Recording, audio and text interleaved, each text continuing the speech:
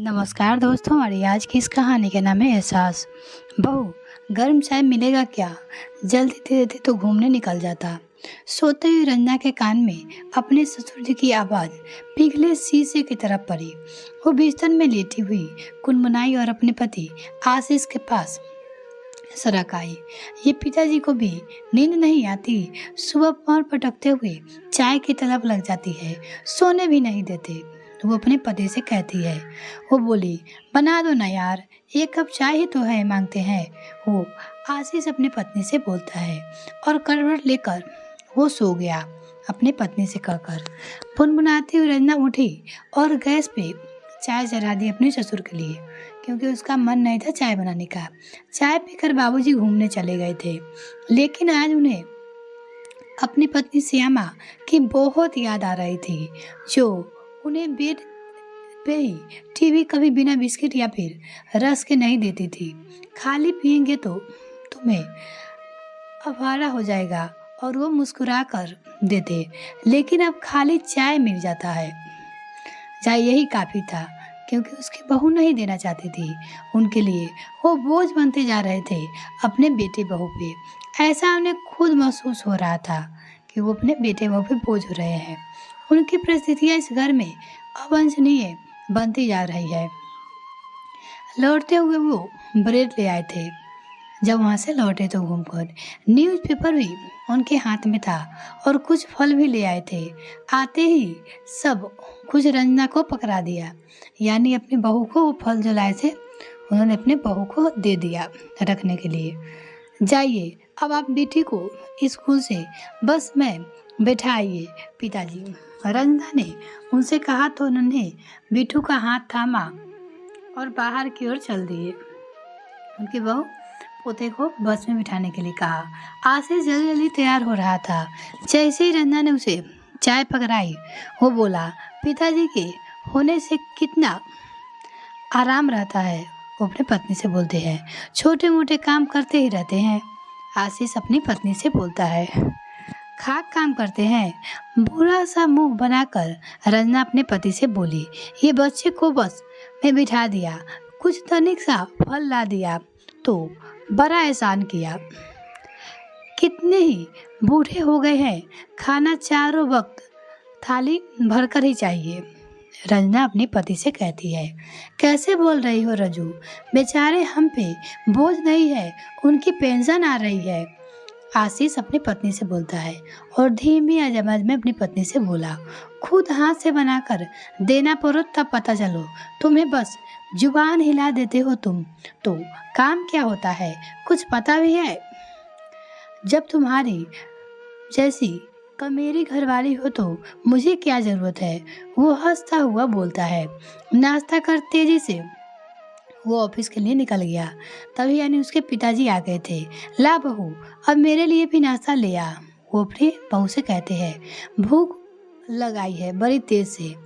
वो बोले धीरे आवाज में, रखा है वहाँ टेबल पे, ले ले। रंजना रूखे स्वर में बोली, मुझे भी ऑफिस जाना है, देरी हो रही है। वो कहकर चली गई।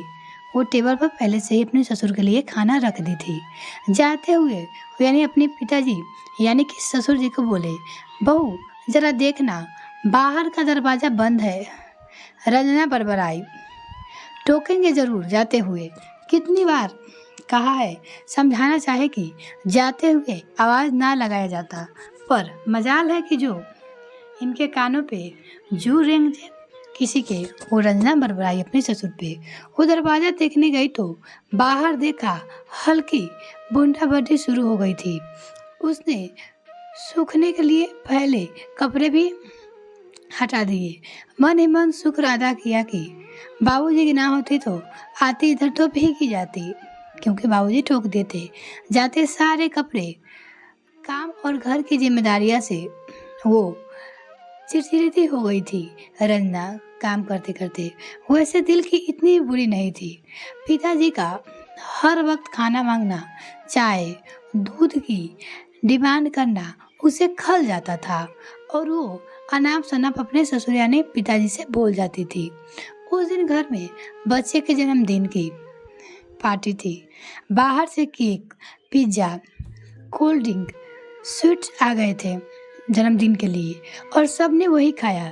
बेचारे पिताजी बहू के गुस्से की वजह से कुछ बोल ना सके और थोड़ा बहुत टिंग टांग कर चुप रह गए और वो कुछ भी नहीं बोले क्योंकि वो उसकी बहू डांट देती थी। अब एक समय नहीं खाऊंगा तो मर थोड़ी नहीं जाऊंगा। श्यामा जी तो कितने उपवास करती थी, यानी अपनी पत्नी। आज मेरा भी हो जाएगा। रात को सब थके हुए थे, पार्टी के थी में गहरी नींद सो गए, लेकिन यानी उसके ससुर बूढ़ी आत्मा को भूख से बिलबिलाती रही। उन्हें खाली पेट शुगर और बीपी की दवाई लेना भारी पड़ गया। बहरहाल बहुत गैस बन गया क्योंकि वो नहीं खाते और वो लगे दर्द से चिल्लाने लगे। काफ़ी देर में आशीष ने उनकी आवाज़ सुनी और दौड़ आया। पिताजी को वो झट से गाड़ी में डालकर हॉस्पिटल ले गए, यानी उनके बेटे ने, लेकिन वो सबको छोड़कर जा चुके थे, यानी उसकी मौत हो गई। शायद हार्ट अटैक ही था। रंजना, आशीष और बच्चे सकते में आ गए। कहीं बहुत गहरे में रंजना को ये अपराध बोध खाए जा रहा था कि उसकी लापरवाही की वजह से पिताजी की जान गई।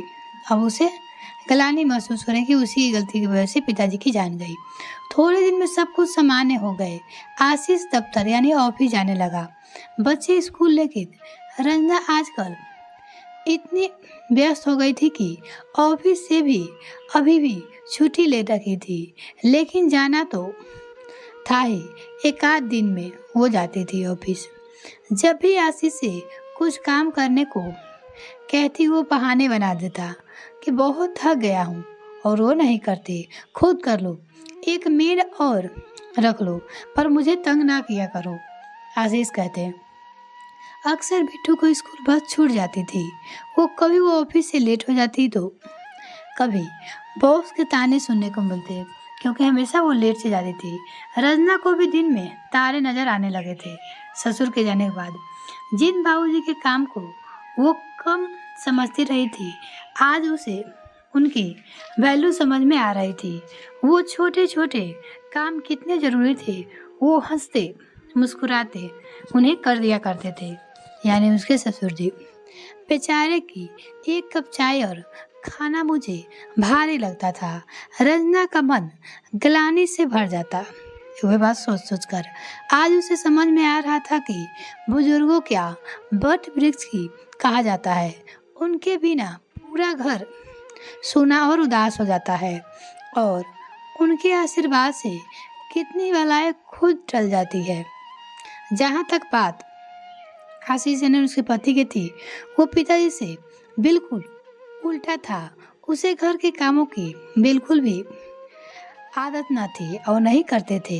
वो फली नहीं फोड़ता था और अपने ससुर जी की उपलब्धि में रंजना को जरूर दिन में तारे नजर आ जाते थे रहे थे जब उसके ससुर जी चले गए। जब थे तो कदर नहीं थी। ये कहानी आपको कैसी लगी कमेंट सेक्शन में लिखना ना भूलिए। वीडियो को देखने के लिए बहुत बहुत धन्यवाद।